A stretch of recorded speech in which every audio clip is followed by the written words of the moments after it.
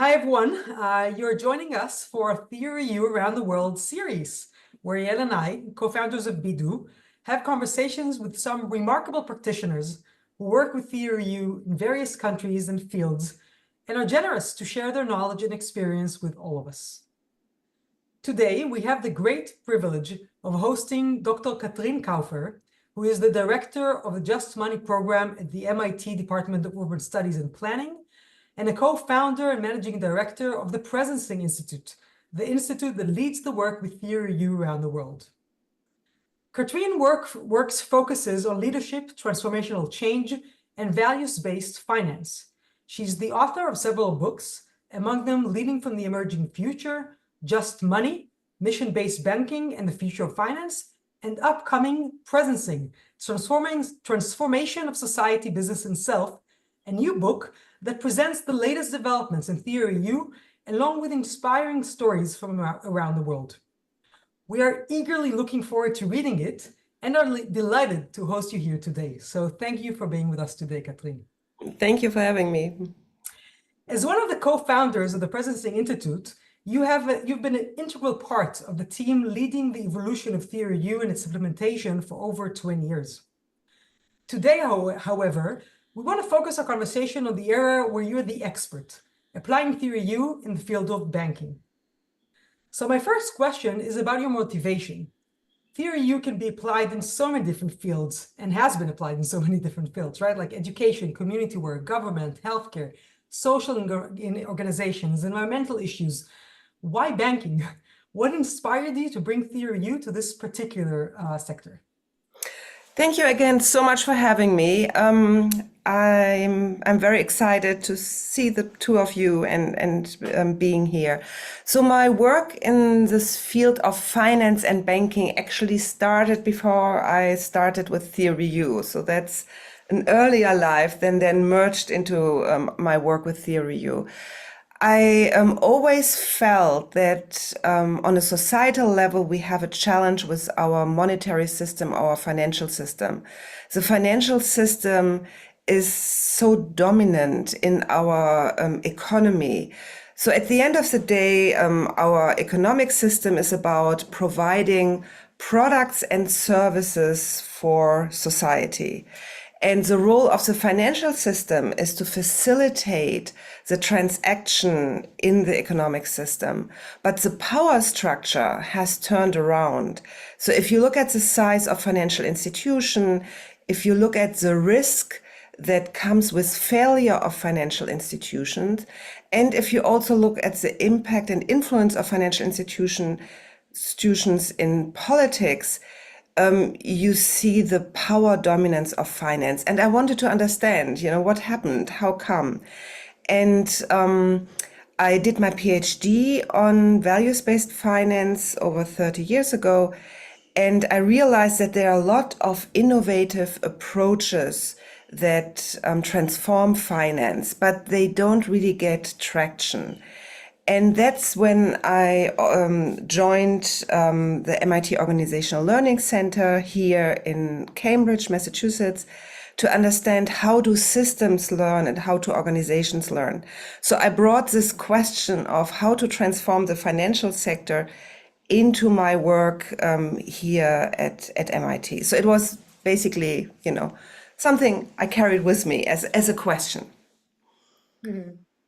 And so bringing this to this section, what is it that you actually do, implying Theory U in the banking field? What is it that you are doing with bankers? So I arrived here at MIT. I really eagerly try to understand how do organizations learn, how do humans learn, because I also realized that the financial system, the way we've organized it, which is creating this dominant power that has also an enormous cultural power, requires a deep cultural change. It requires us as humans to trust ourselves. So, I also noticed that a lot of people are afraid of finance. It has a strange language. It's difficult to understand. it's a very male-dominated sector in society. So I realized that transforming the issues that come with our current financial system require more than just a technical solution. It requires a deep rethinking of our relationship to money, our relationship to finance, but even beyond that, our understanding of how a society works. Do we trust that we can collectively create decisions and solutions, or do we believe in a very hierarchical, maybe even patriarchal system that provides solutions for us? So transforming finance and finding new solution in finance also has this cultural aspect that I think is often underestimated. So my first phase was I worked on solutions, what are regulations that would change the financial system? What kind of banking would needed to support innovation, to support sustainable transformation of society? But then I realized that these solutions don't get really traction. So I moved towards looking at innovators in the field. So I started working with financial institutions that used finance as a tool for change. And I found these amazing innovators all over the world. And you asked what I'm actually doing. So my first step was I felt I needed to make them visible. So I published, I wrote case studies, but I realized that's not enough. So I started helping to create what's today the Global Alliance for Banking on Values. So we have, it's an association of about 70 banks around the world that all use finance, wherever they are, as a tool for social change. And where Theory U comes in is first in, how can we create an association like that? But then these are often small and medium-sized banks. And I helped creating a leadership academy for this association because we had a huge succession issue, because you can't learn this type of banking in all kinds of banks. So we needed to create a learning opportunity for these bankers to learn what we call values-based finance. And we created this leadership academy that has at this point around 150 alumni and runs annually, and the leadership development that happens in this academy is based on Theory U. It seems that you combine this kind of structural change, but as far as I understand, you're suggesting a very deep shift in consciousness, almost a reversal of the conventional mindset. And I guess that all these structures that you mentioned, the content processes that happens within them, dealing with this consciousness transformation. Maybe you can widen a little bit about the level, this dimension of the consciousness transformation that happens in these processes. So I feel when you look at the whole economic system, finance is at the, it's the most quantitative, it's the most powerful in many ways. I mean, energy definitely as well, but it's extremely quantitative.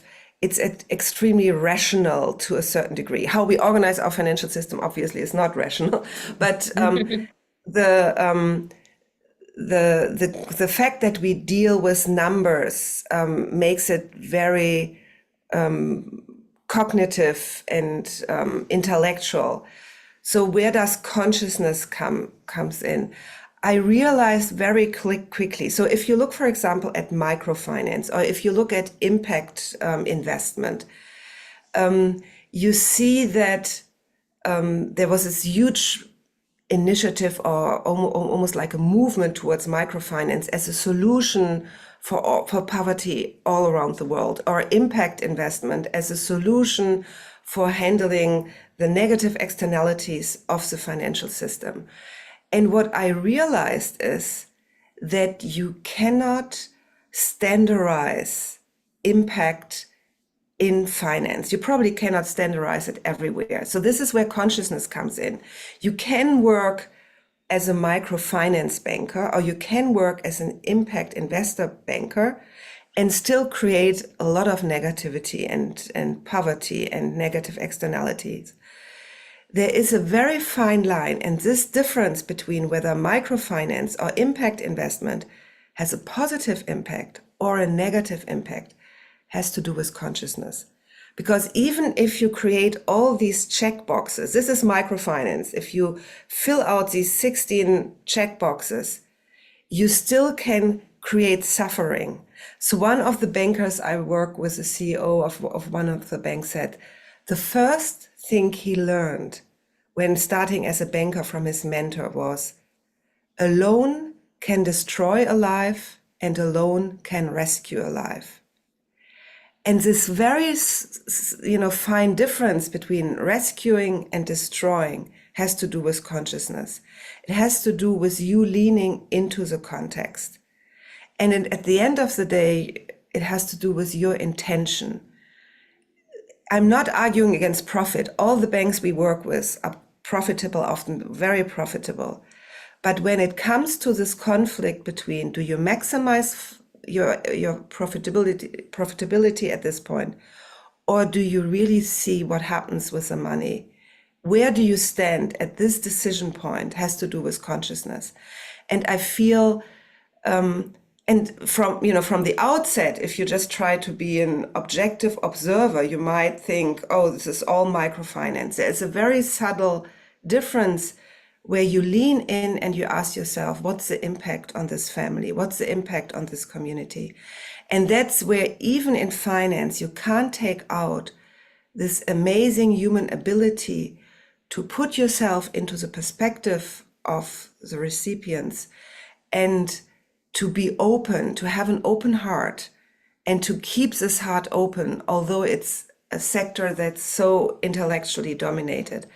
And this is difficult. This is very difficult, especially in the culture of finance, where opening the heart and connecting to the recipient is something that's not part of the culture. The more standardized you operate as a bank, the more your cost structure is down. So you need to consciously, jump over this hurdle, stay anchored where you are, to be able to create impact finance or any form of positive impact in finance. So it takes a lot of strength and anchoring and consciousness. That actually opens up lots of questions that dive in. I want to ask you. But maybe let's actually start where you just ended now, about this like anchoring and finding the way forward. So how does it actually look? Can you give us like an example? So you talked about all kinds of tools of like financing for good that have been created over the years, like microfinance and others, or this even this mantra of just saying yourself, is this rescuing life or is this destroying life, right? What are some examples of the ways in which you've seen working in this open heart, anchoring way has created impact in the banking world? Like what have been the manifestations of this? Like an examples or a story for them? Yeah. So I've over the years come to distinguish between finance and I call it just money or values-based finance. And the biggest difference between the two is, are your customers coming to you because you're impact focused, or is impact an add-on to what you're doing? So for me, that's the first distinction. So there's a lot of corporate social responsibility. There's a lot of, impact projects or a few impact products in almost in every financial institution. The organizations I work with are those that, stepped over the threshold, and their business model depends on impact. And I find this interesting. And why I'm focusing on these is because I call them innovators at the margin of the system. And as we know, every kind of innovation always happens at the margin. In the center of the system, things work well. Where things don't work well is the further you more move to a margin, whether it's an economic system, financial system, a community. So I work with these innovators, and they're characterized by the fact that their client come to them because they're interested in this impact or values aspect. So how does that look like? So for example, I work with a bank in Europe, Triodos Bank. They have an app that you can download on your phone where they publish all their loans. So they say, you come to us because of the values, and we show you, we are completely transparent. We show you, so they open up the veil between, so when you go to, I don't know where you're banking, but I'm pretty sure you have no idea what happens with your money. We sometimes call this, where does your money sleep at night? And they said, no, let's open this up, because this is what distinguishes us from everyone else. So you see, so you can open the app, you are in Madrid, you are in Berlin, you are in Amsterdam, and you see where you are, and you see what they financed around you. It might be a kindergarten, it might be a cultural institution, it might be an organic restaurant. So they open up the connection between those that deposit the money and the recipients of the money. So just as one example. And what these banks do is that they start off with exclusion criteria. And so we don't finance whatever, so oil or, so whatever they decide on. And then they have inclusion, which means they focus on positive change. So one bank I work with, so as if you look into finance, you see all these sustainability reports. And if you would add up all the CO2 that was reduced by their investment, we wouldn't have any climate change issues anymore today. So what they said is, looking back and just saying, let's reduce CO2 and, say this is our positive impact is not sufficient. So this bank developed a vision for the country they're in and said, these kind of investments are needed, for example, for an energy transition towards carbon neutrality. And we benchmark our investment against this forward-looking objective, so this goal in the future. So just to give you, so these are two very strategic examples. I can also go into concrete, smaller examples. If you want me to. So one example I really like is a bank in Mongolia. Ulaanbaatar has the coldest capital in the world. And the population in the low income area of the capital lives in yurts. These are small tents that are very energy inefficient. So they use a lot of coal stoves. And the air quality in Ulaanbaatar was terrible. And the bank realized this is a huge issue. It's a health issue. It's an environmental issue. But these citizens are not able to afford an upgrade of their living situation to reduce the carbon emission. So and I love this example because I feel like it gives an idea of, what potential finance has. They said, okay, a unilateral solution doesn't help. We cannot afford giving money away, and they can't afford a loan to upgrade. So they brought several players at a table, a nonprofit that works with carbon credits, an association of businesses that build these upgrades and these heating systems, and themselves. And together they figured out a multilateral solution that through carbon credits, they, could get some grant money. They created a loan product, and they negotiated with these associations a lower price for these technical upgrades. And this package then reduced CO2 emissions by 40% in the capital, which I think is a really, thinking in terms of theory U, it's this taking the system perspective. So most businesses stay in this unilateral, I have a customer, I push my products out. And they move what we sometimes call from an ego to an ecosystem perspective. The bank still makes money. Maybe they would make more money if they speculate in derivatives, but they basically take an ecosystem perspective and ask themselves, what is needed in society? And out of that comes a product that's profitable, that creates a solution. And I think this is a really interesting business innovation to move from this ego perspective to a system perspective and ask, what's our role in society and what solutions are needed?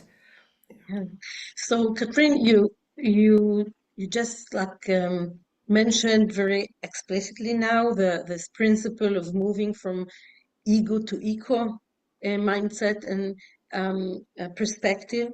And our listeners are mostly theory people, theory practitioners, like the community of theory. So maybe you can point a few more like core principles or core tools from theory that you, in your perspective and from your experience, they play a central role in these processes, in supporting these processes, in making them like advance and progress. Yeah. So moving from ego to eco is an inner shift, and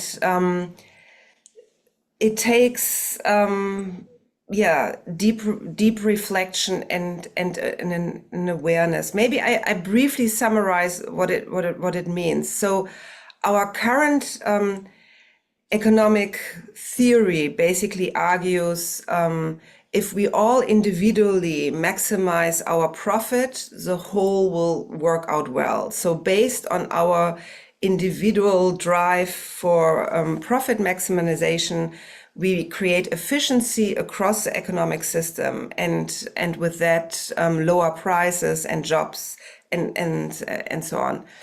If we look at the reality, it has never been like that. As an entrepreneur, as you owning a business, you've always had this awareness of people who work for you, the customers you serve. So the beauty of this market-driven economic thinking is that it's, which we call ego, is that it's really building on our creativity. So if we look at the feudalistic systems before the Industrial Revolution, where you had a state system where the economy was driven by are you close to whoever reigns a system, the capitalism gave you an opportunity to be creative, to build on your own abilities. So where this shift from ego to eco comes in, it says, yeah, this creativity is great. We want that.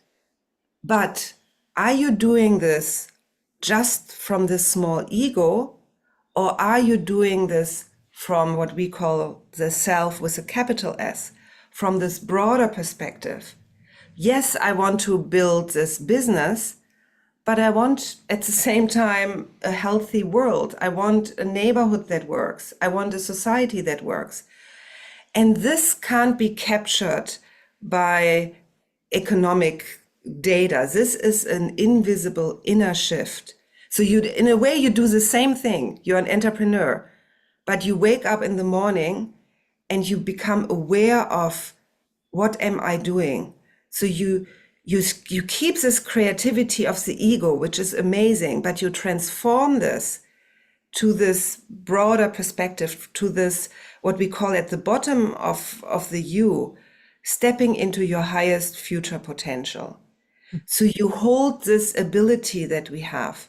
And that's where theory U comes in, because every day you get pulled into the ego and into the small self. So how do you create processes in your organization that you as a whole organization can stay connected to this highest potential? But also, how do you do this on a personal level as a leader, especially in finance, where the numbers are so harsh and pull you back all the time? So what support structures, what personal practices do you need to connect to this higher ability and potential? So that's, go ahead. So what kind of support structures have these banks put into place? Because as you say, their daily life pushes them, like all of us, right, to the mission, to everything they need to do, to all the action items on their table. What have they put into place as practices or support structures to help them be the kind of bank they want to be? Yeah, so there are support structures on several levels. So one, there are personal support structures. So we create these peer learning and personal spaces. So we always talk about 3 anchors. The first anchor is leadership. So your personal leadership, your practices, the coaching, the mentoring that you need to stay really grounded, to stay connected, especially in finance, to the impact that you create. Because as a banker, you're always one step more further away or distant from your impact. So you have to go out, you have to talk to the client, and you have to be in this world. You have to force yourself just away from the numbers. The second infrastructure that I've seen them create is, we call this organizational or structural infrastructures. And they're, for example, Banca Etica in Italy, it's a cooperative bank. They train their members to assess the impact of their loans. So they have the financial assessment of each loan, and then they have this community of their own members that are trained, and they come into the bank and they are part of the lending committee. So all these banks usually have 2 parts in their lending committee. So they have the impact assessment and they have the financial assessment. So then there are subtle elements like the boardroom at Triodos Bank. It's this huge room with all these chairs, has all these black chairs, and then it has a green chair and a red chair. And the red chair represents the future, the children of the future. And the green chair represents the earth and the planet. So they physically tried to bring the reminders into the space. And then, so this is, different forms of structure. What's your decision-making process? So for example, Triodos Bank works with what they call a lemniscate, where they say, this is, and I think this is something that only applies to finance, but to every business.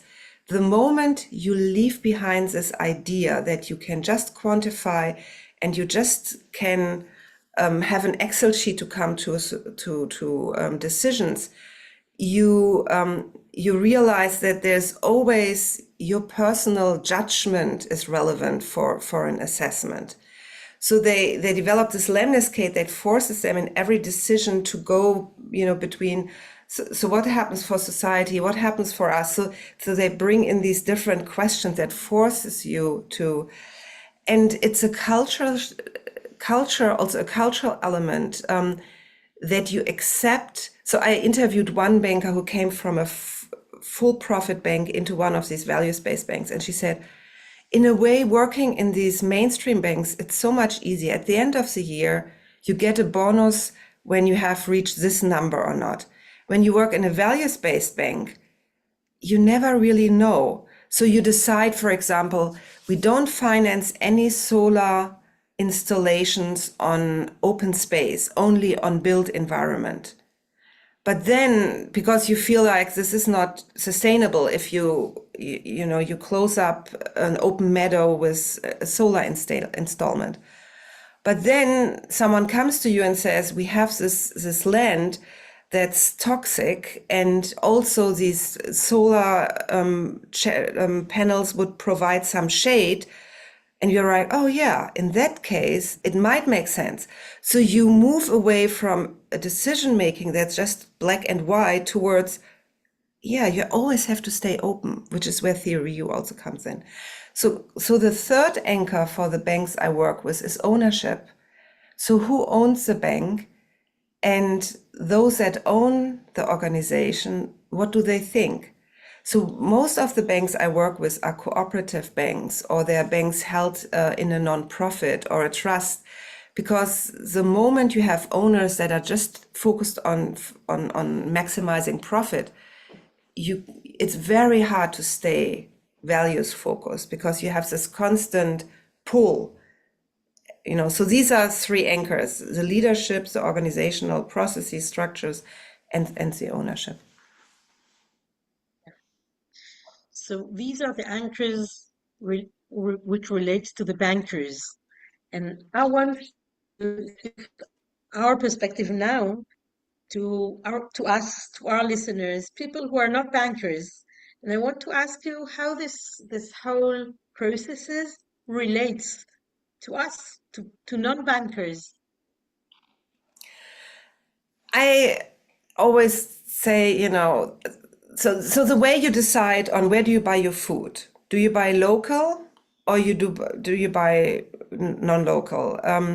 Where do you send your kids to school? How do you live in your community? It's the same with your money. So what does your money do? So we are all bankers. So we all have, money in our hands. So where does, what happens with this money? Are we just maximizing the profit and we buy any kind of product? Or do we ask what happens with this money? So I think that's the starting point. And also financial education. I don't know how schooling works in Israel, but what do our kids learn about finance and money? So we feel like money is a very rational thing. Money is a social construct. So this number on your account or this bill in your hand only works if we all believe in it. Isn't that strange? So we think this is like a very technical and rational system, but it's a fantasy. Money is a fantasy, and that's why governments get so scared when people lose. If we all went to our bank and tried to pull out the funds that are in there, we had a complete collapse. So the system only works because we all trust and we go along. So I think we need an awareness and also an education. Money belongs to people. It's us co-creating that. Who we are as society defines the value of our currency. So I think in order to transform the financial system, we need a collective consciousness of what money is and what we want it to look like. I think that, oftentimes people who find value in Theory U for themselves are having one of the difficulties, I think, is passing it onwards, right? Because there are some things that when you come to people who are very, much more, as you said, like rational, numbers oriented, task oriented, it could sound a bit like weird. It could sound a bit out there, right? There's a cynicism that is raised, or people are afraid, etc. And you've kind of dealt with the people who are in the extreme of this.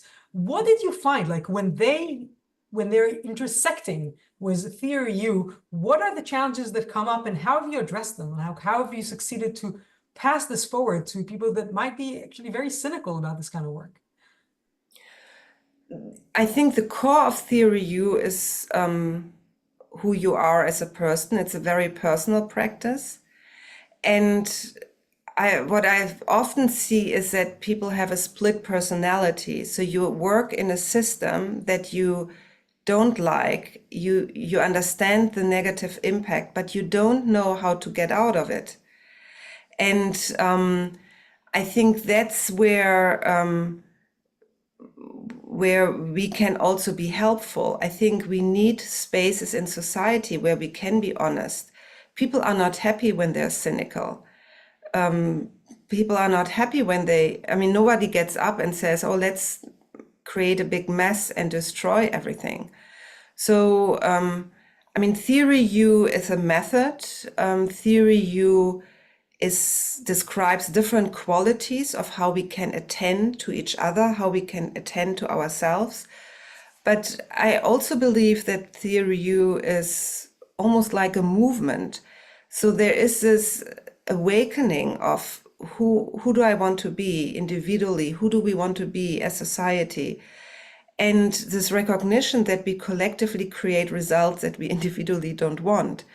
So what spaces do we need to innovate in society so that who we want to be has an opportunity to become visible? So one founder of one of the banks I work with, I quote quite often, and he said, we cannot overcome the angst of a future we fear without a vision of a future we want. And I think that has something to do with Theory U. So where can we collectively articulate a vision of a future we want? And when I work with these rational bankers, I create a space where they can be who they are and let go of this institutional representation and ask themselves, who do we want to be? Who am I? And what's my role in this? And that creates agency. Yes, I cannot change the whole world, but I can do this. And that's very powerful and healthy. So, yeah. Yeah. I think we're getting close to the closing of our conversation. Daniel, is there anything more that you would like to ask? No, I think it was a wonderful end, actually. Yeah, it was. Yes. I feel that we thought of closing our conversation in a very classic Theory U question, in which I feel like you already sat there. Our question was, when you look to the future, what do you see, and what are you hoping for? What I see is that we live in a world where a lot of people want to live in a different world. I don't know whether you've seen the UN Human Development Report from this year. It's called Bridging the Gridlock. And it says that 69% of all people in the world would sacrifice part of their income to address climate change, but they think only 43% of the world would do the same. So I think there is a huge gap between what we individually would do to create a better world and what we think others would do. And my hope for the future and for this work that we are doing in Theory U is to create the spaces where we can collectively see each other and recognize we want change, we want a different approach from the dominant system, and create spaces of agency where we can act together. So it's a very bottom-up vision that I have, but I deeply, and that's also my teaching at MIT, I see this with my students. It's so different from 10 years ago. Nobody wants to work in an organization anymore that destroys the planet, that destroys society. So I think there's a huge wake up everywhere.